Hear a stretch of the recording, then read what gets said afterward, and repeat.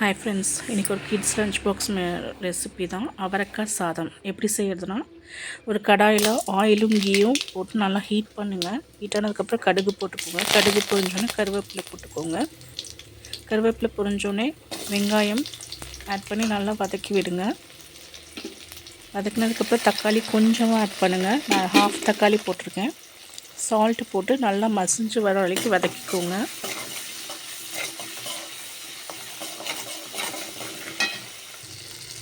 நல்லா மசிஞ்சு வந்ததுக்கப்புறம் ஸ்லைஸாக கட் பண்ணி வச்சுருக்க அவரைக்காய் அதையும் ஆட் பண்ணி நல்லா ஆயிலில் நல்லா சாட்டே பண்ணுங்கள். இப்போ இந்த அவரைக்காய் வேகிறதுக்கு நான் ஒரே ஒரு டேபிள் ஸ்பூன் தண்ணி ஊற்றுறேன்.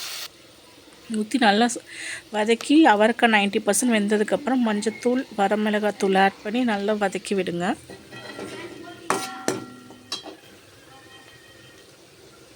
அவரைக்காய் நல்லா வெந்துடும். ஸோ இந்த ஸ்டேஜில் ரைஸ் ஆட் பண்ணிக்கோங்க. ரைஸ் எவ்வளோ வேணுமோ ஆட் பண்ணி அந்த மசாலாவோட மிக்ஸ் பண்ணுங்கள். நல்லா மிக்ஸ் ஆகி ரைஸ் எல்லாமே கோட் ஆனதுக்கப்புறம் கருவேப்பிலை கொத்தமல்லி தூவி இறக்குனிங்கன்னா சூப்பரான ரைஸ் ரெடி. அடுத்தது வெண்டைக்காய் மசாலா வறுவல்.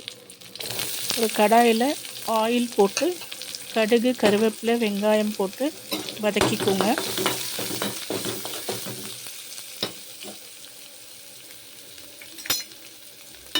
வெங்காயம் நல்லா வதங்கினதுக்கப்புறம்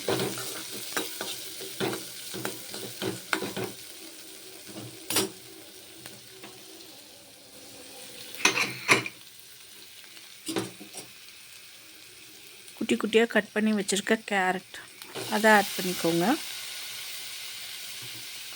ஆட் பண்ணிவிட்டு நல்லா சாட்டே பண்ணிவிடுங்க. இந்த கேரட் இந்த ஆயிலே நல்லா வதங்கிடும். ஸோ நீங்கள் தண்ணி ஊற்றணுங்கிறது இல்லை, உங்களுக்கு வேணும்னா லைட்டாக தெளிச்சுக்கோங்க. சால்ட் ஆட் பண்ணிக்கோங்க. ஆட் பண்ணி நல்லா மிக்ஸ் பண்ணி விடுங்க.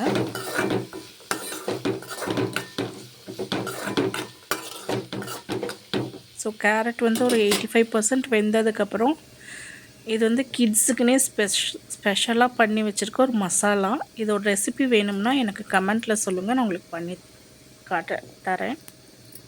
ஸோ இதை போட்டு நல்லா மிக்ஸ் பண்ணி எடுத்திங்கன்னா கேரட் வறுவல் ரெடி.